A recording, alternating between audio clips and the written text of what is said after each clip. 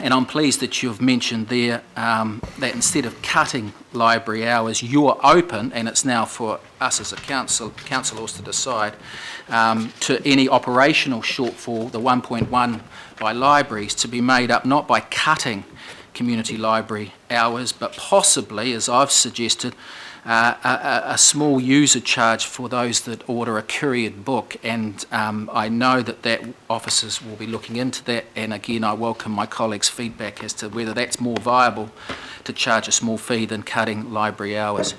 So I suppose the public now, Mr Mayor, just needs to be satisfied, as we as councillors, that the cuts that are being made, the resetting of this base rate, is not going to affect core services unnecessarily, that our town centres, our parks, our reserves, our public spaces, our beaches and the likes are still going to be maintained, as Aucklanders have clearly said they want us to the level that they used to as part of the livable city vision.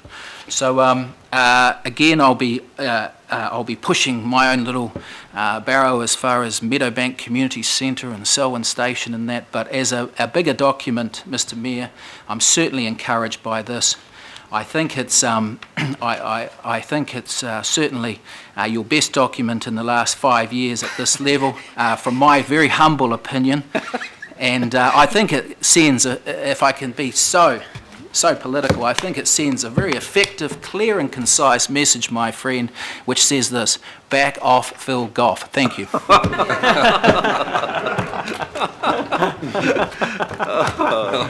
You've read way too much into it. Yeah. But look, hugely entertaining. Okay. Councillor Cathy. I'll say the good things first. Thank you very much for the funding for homelessness and emergency housing. It's been a long time coming, so I really appreciate it. Also, thank you for listening to the fears of our pensioners for the rental increase and transitioning that. But what I'd like to talk about, as you might expect, is your wedding to a motorway network charge. And I've always said I would support that if that's what the people of Auckland want. But we haven't asked them. We have not had a referendum on it. And it's a huge change to the social fabric of Auckland. And I don't think that you've got the mandate for it with a poll of 5,000 people by Colmar Brunton to landlines. No. So let's talk about the evidence you're using to back your... The 27,000 submissions, of the 27,000 submissions, only 38% said they supported a motorway network charge. Now that's what we have, that's the real evidence here, folks, that's the real evidence. These people came to our meetings, they sent us texts and emails, and they told us face to face. That's the real evidence. 38%, that's no clear mandate to do anything. So when you talk about the clear position, sure, people want transport better, they do, and they told us that in spades. But the funding mechanism for that is not a clear position. So what did you do? Not you, sorry. What did we do as a council? We did a poll using Colmar Brunton, and we had a very long debate about the nature of that poll. For me, it was a push poll. It was always going to get the answer that was requested. It was a push poll. Everybody in this room knows what that means. So 57%, oh, what a surprise. And that's what you keep talking about, this overwhelming support. It wasn't, it was a push poll to landlines. And thank you, Christine Fletcher, who raised this. Who has landlines these days? What kind of household? Not the ones at the bottom. In the Auckland plan, you talk about the funding mechanisms. I've just checked it again, and it says that some of these mechanisms may have adverse effects on some parts of the community. You bet a network charge would. How would you mitigate that? How would you mitigate it? You wouldn't.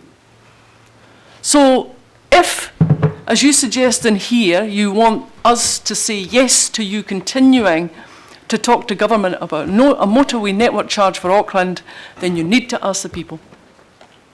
And so, you know, if that's what you're going to do, then it's got to be hand in hand, because that's what you actually promised them. You did. So if you want to do it, you do it with the people and you'll have my support. If you do it based on a push-pull by Colmar Brunton, I will fight you every step of the way.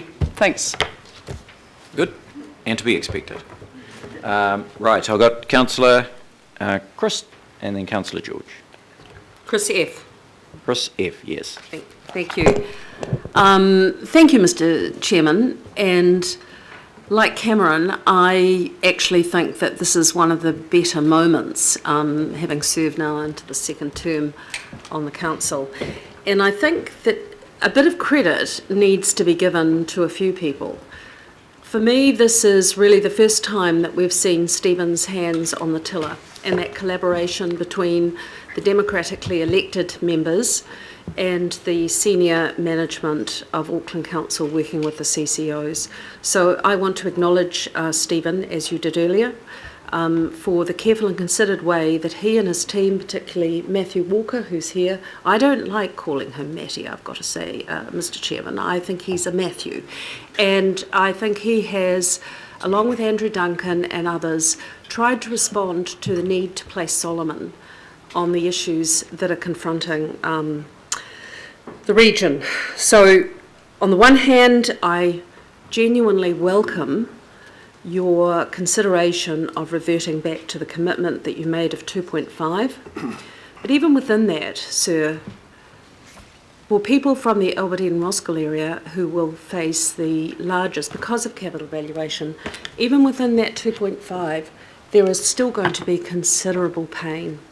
And we haven't been willing, I know we've tried in terms of amendments and so forth, we haven't been willing to look at a rates cap, we haven't been looking at transitions. There will be pain, and I think that there is a lot more work to be done on responding appropriately to those people, because I do not share your view that those by and large who live in houses of greater capital valuation necessarily will have the income to match that.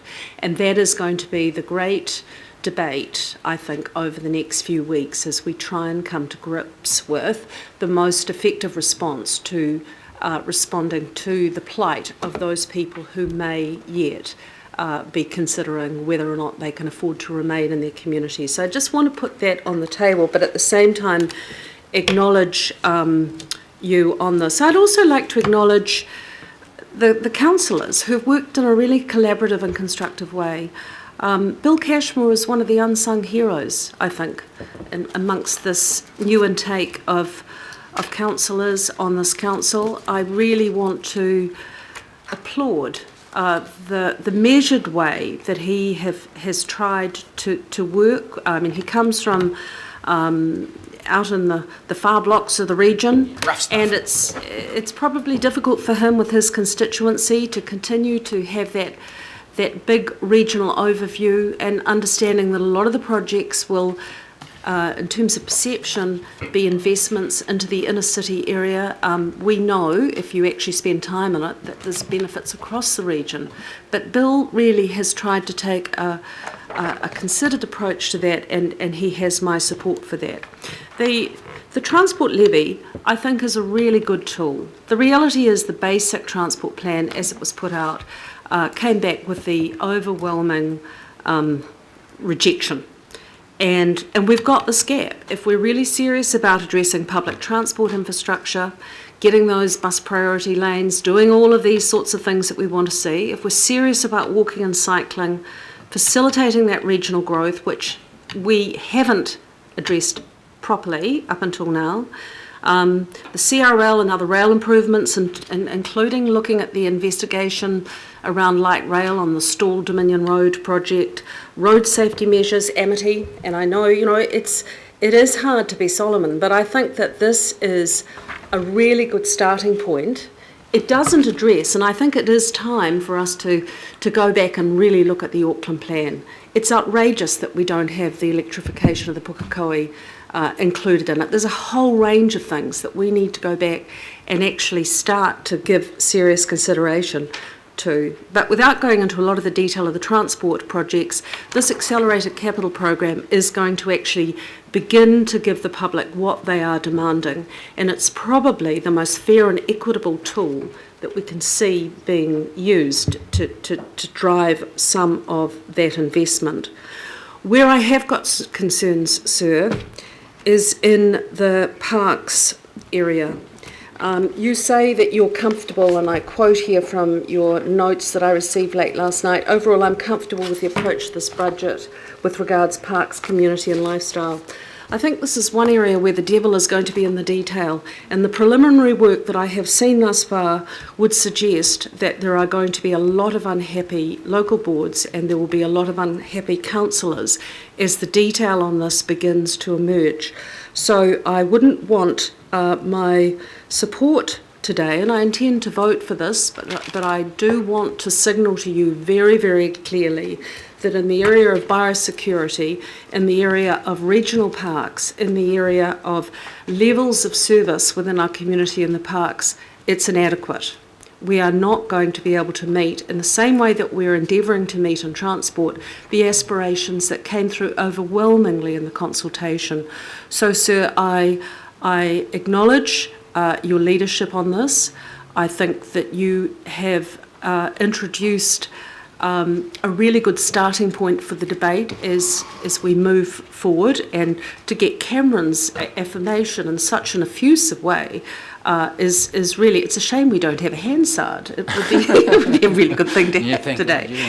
But I would like to acknowledge... Probably hasn't had his coffee yet, actually. Yeah, no, well, he'll have a rush of blood to the head shortly. Right. However, I'm hoping that he's going to be as supportive when it comes to taking a visionary approach to long-term Hauraki golf issues in the port a little later in the agenda. I do want to acknowledge you, sir, and to say that I hope that the majority of councillors can support this as we move forward through the processes. But I would like to be able to have a breakdown on what the implications of this are going to be on parks, and if that can be made available before the workshopping that we will be doing with the local boards tomorrow, I think it's really important that councillors have that information, because we can't take good decisions unless we have quality information, and that information hasn't been forthcoming thus far. Thank you. Hey, look, thanks very much, Councillor Chris. Your comments about the Auckland plan, it's the reason why the plan is required to be reviewed after the end of the second term. So, beginning of the third term, there is a statutory requirement there at the very least, and I would have thought a bit like the unitary plan, it gets done every 6 to 9 years. Yep. So, and then secondly, the details, of course, basically between now and the decision making on the 7th of 8th, either in our workshop or in your personal discussions with officers, or my office, Teresa, I want to acknowledge. There's plenty of scope and time to get the details you're looking for. I've got Councillor George.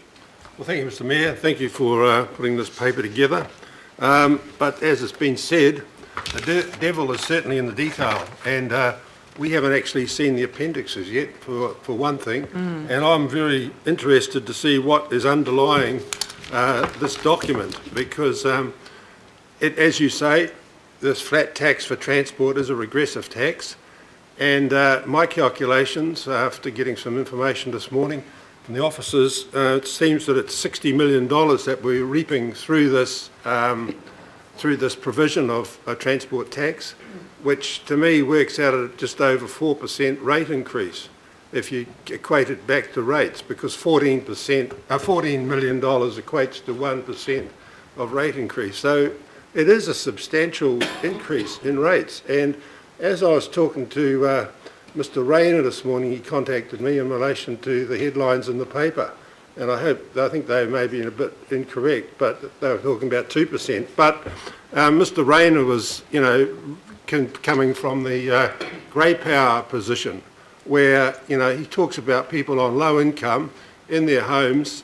Some of them have been now in homes where the property values have been gone up substantially, and they're now in a situation where they're going to find it difficult to find that extra dollar for rates. 2.5%, very good, but another 4.2% is a substantial increase.